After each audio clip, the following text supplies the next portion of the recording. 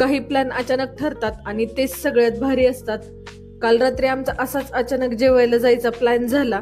जितू भाऊजी आणि सिद्धू आले. आम्ही निघालो कणेरीच्या दिशेने.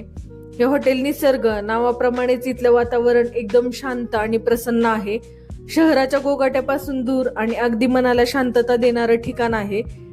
आणि तुम्हाला जर इथे जेवायला जायचं असेल तर त्यांना अगोदरच फोन करून ऑर्डर द्यावी लागते. तुम्ही अचानक जाताल तर त्यांच्याकडे जेवण अवेलेबल नसतं. जेव्हा आपण जातो तेव्हाच ते ताजं ताजं बनवून देतात.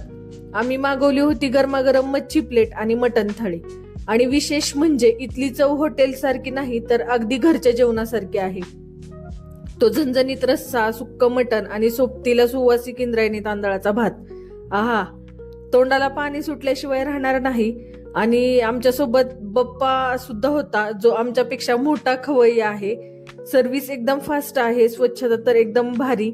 जर तुम्हाला ही फॅमिली सोबत क्वालिटी टायमिंग आणि अस्सल घरगुती जेवणाचा आस्वाद घ्यायचा असेल तर निसर्ग हॉटेलला नक्की भेट द्या. एकदा नक्की ट्राय करा. व्हिडिओ आवडल्यास लाईक आणि शेअर नक्की